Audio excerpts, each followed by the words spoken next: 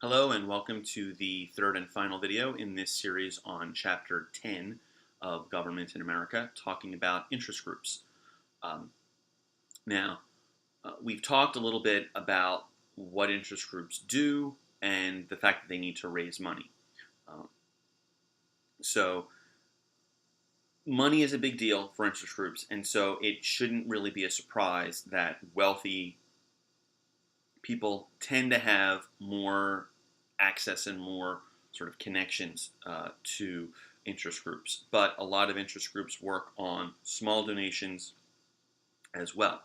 Um, the big question is, however the interest group gets its money, what exactly is it doing with the money and what is it getting in return?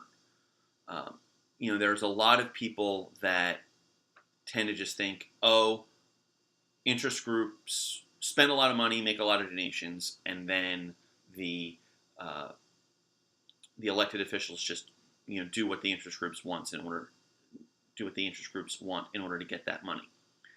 And a lot of the evidence and my reading as well is that it's not quite a quid pro quo straight handoff like that in most cases. In some cases, it can be, but for the most part, what the interest groups do with their money is try and shape the field and influence circumstances so that the conditions are more favorable for their particular point of view.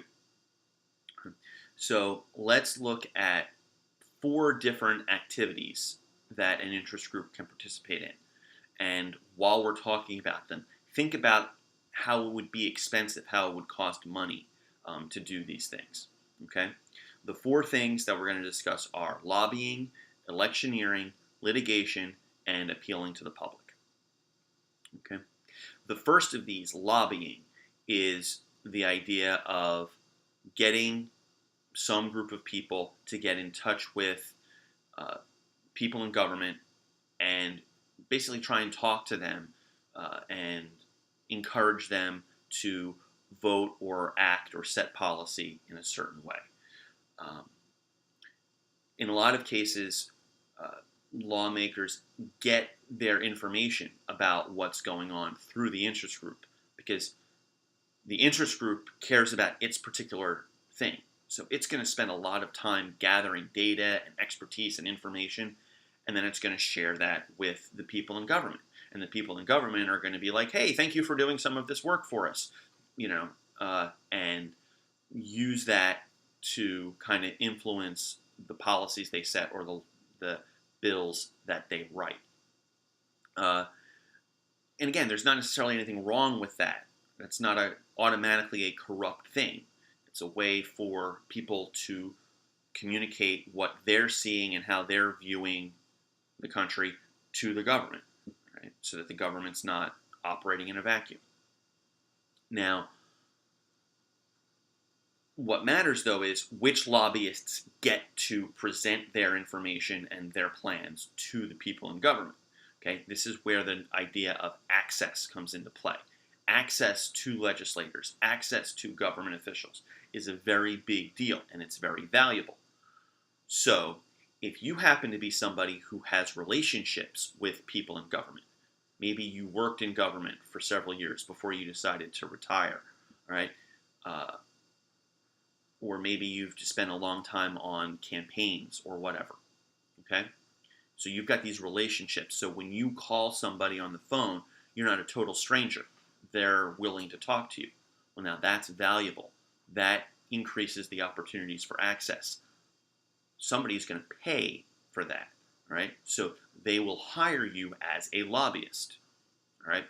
And so people will often, they'll work in the government for a while, then they'll leave, maybe they'll join a lobbying firm, maybe after a while they'll leave the lobbying firm and then take a job in government again. This back and forth between government and the lobbying groups is sometimes referred to as the revolving door, and it does kind of create, at the very least, a perception problem that people in government are doing what they're doing with an eye on being hired as lobbyists down the road. So that is something that you need to be aware of. And certain government offices will try and do things to kind of restrict this a little bit, but not get rid of it altogether. Okay? So lobbying is important. Lobbying is something that costs money in order to hire the lobbyists. Okay? And then to develop and do all the research and the planning that you're going to present once you have the access. Right? That's going to cost money and effort as well. Then you have electioneering. Electioneering is when the interest group does things to try and get people who are on its side elected. Okay? And this can be a very big deal. The interest group can run ads, it can donate to candidates, it can set up its own political action committees, it can knock on doors and send out messages to its members encouraging them to vote. So by doing this, the interest group can defeat its opponents, kick them out, elect its supporters, and again, it's not like there's a dirty deal necessarily being done here. Maybe I do agree with your interest group, okay? But I can't do anything to help your interest group unless I get elected. So if your interest group helps me, then I'm going to do what I think is right, and what I think is right happens to be in agreement with your interest group.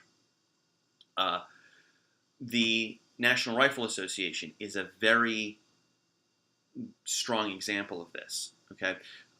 In terms of the amount of money that they give to candidates, they're not in the top, okay? But people who are members of the NRA are very motivated. So when the NRA says that a particular candidate is strong or weak on gun control issues, from the NRA's perspective, the NRA's members tend to mobilize and act to kick out the NRA's opponents and elect the NRA supporters. And this is something that people who are in favor of gun control, they have not been able to develop interest groups yet that have that same level of intensity when it comes to the electioneering.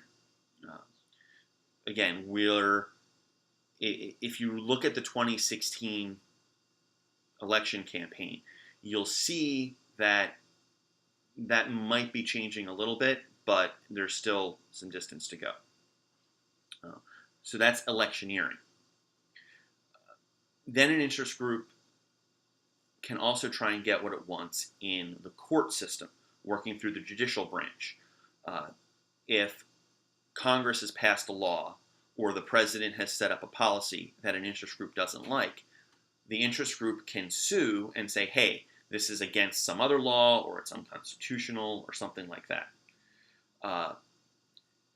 That's part of how all of these lawsuits and efforts to stop the Affordable Care Act, or Obamacare, have taken place. Interest groups have, gone in and, helped organize and file these lawsuits.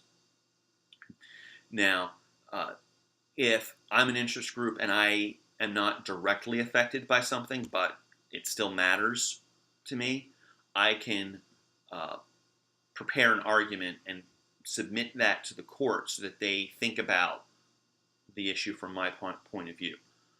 That's called an amicus curiae brief, or a friend of the court brief. So that's a second way, besides actually filing the lawsuits, that interest groups can use the litigation process to try and pursue their goals and get what they want.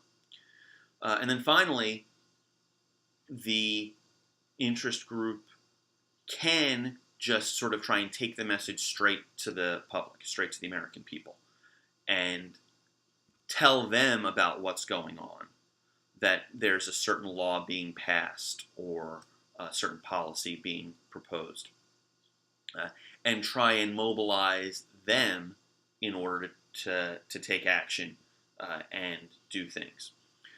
For example, in Philadelphia, where I'm recording this video right now, Philadelphia's mayor wanted to enact a tax on sugary beverages, like soda and fruit punches and things like that, in order to pay for certain programs.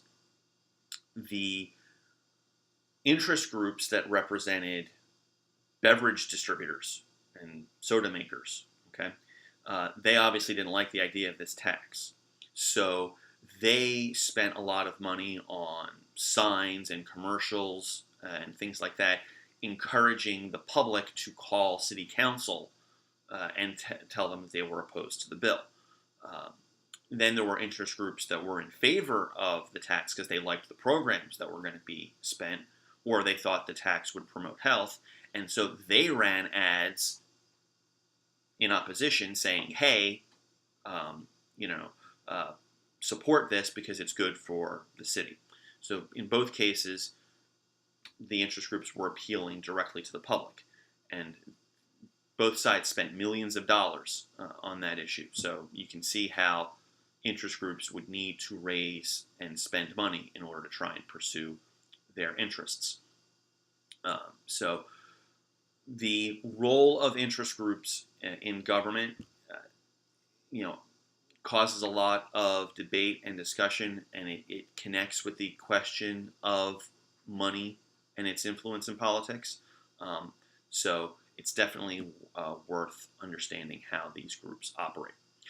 So that will conclude the discussion of Chapter 10, and I will leave you with these final questions for thought and discussion.